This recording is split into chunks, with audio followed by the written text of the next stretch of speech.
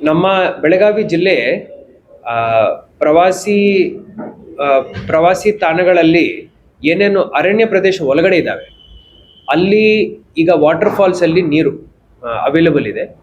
So ಇದನ್ನು ನೋಡಲಿಕ್ಕೆ ಎಲ್ಲ ಟೂರಿಸ್ಟ್ ಬರ್ತಾ ಇದ್ದಾರೆ. ಆ, ಈ ಸದ್ಯಕ್ಕೆ ಅಲ್ಲಿ ಸೇಫ್ ಇಲ್ಲ.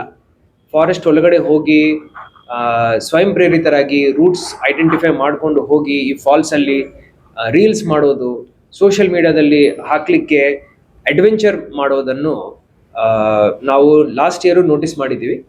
ಈಗ ಫಾರೆಸ್ಟ್ ಡಿಪಾರ್ಟ್ಮೆಂಟ್ ಮುಖಾಂತರ ಒಂದು ನಿಷೇಧಾಜ್ಞೆಯನ್ನು ಹೊರಡಿಸಲಾಗಿದೆ. ನಮ್ಮ ಬೆಳಗಾವಿ ಜಿಲ್ಲೆಯಿಂದ ಫಾರೆಸ್ಟ್ ಮುಖಾಂತರ ಇರುವಂತ ರೂಟ್ಗಳನ್ನು ನಾವು ಸದ್ಯಕ್ಕೆ ಕ್ಲೋಸ್ ಮಾಡಿದ್ದೀವಿ. ಭಾರಿ ಮಳೆ ಆಗ್ತಾ ಇದೆ ಖಾನಾಪುರ ಸೈಡಲ್ಲಿ.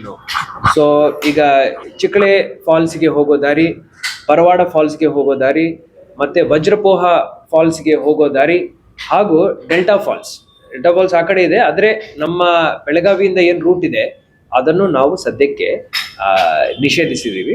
ಸೊ ಅಲ್ಲಿಂದ ಪ್ರವಾಸಿಗರು ಈಗ ಸದ್ಯಕ್ಕೆ ಹೋಗ್ಲಿಕ್ಕಿಲ್ಲ.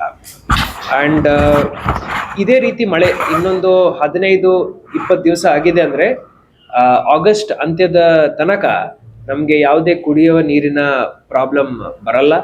ಬಹಳ ನಾವು ರೇಷನ್ ಮಾಡಿಕೊಂಡು ನೀರನ್ನು ಬಳಕೆ ಮಾಡ್ಕೊಳ್ತಾ ಇದ್ವಿ. ಈಗ ಮಳೆ ಆಗ್ತಾ ಇದೆ ಅಂತ ಹೇಳಿ ನಾವು ಮಿಸ್ಯೂಸ್ ಮಾಡಲಿಕ್ಕಿಲ್ಲ ನೀರು. ಯಾಕೆ ಅಂದರೆ ಮಾನ್ಸೂನಲ್ಲಿ ಮುಂಗಾರಿನಲ್ಲಿ ಬರಬೇಕಾಗಿರುವಂಥ ಮಳೆ ಪ್ರಮಾಣ ನಾವು ನೋಡಿದ್ದೀವಿ ಅಂದರೆ ಸರಿಸುಮಾರು ಒಂದು 30% ಇದರಲ್ಲಿ ಕಡಿಮೆ ಪ್ರಮಾಣ ನಮಗೆ ಈ ವರ್ಷ ಮಳೆ ಆಗ್ತಾ ಇದೆ. ಸೊ ಅದರಿಂದ ಬಹಳ ನೋಡಿಕೊಂಡು ಯೋಚನೆ ಮಾಡಿ ನಾವು ನೀರನ್ನು ನಾವು ಸಿಟಿಸನ್ಸ್ಗೆ ಕೊಡ್ತಾ ಇದ್ದೀವಿ. ಅವರು ಬಳಕೆ ಮಾಡಿಕೊಳ್ಳುವಾಗ ಸ್ವಲ್ಪ ಯೋಚನೆ ಮಾಡಿ ಬಳಕೆ ಮಾಡಬೇಕು.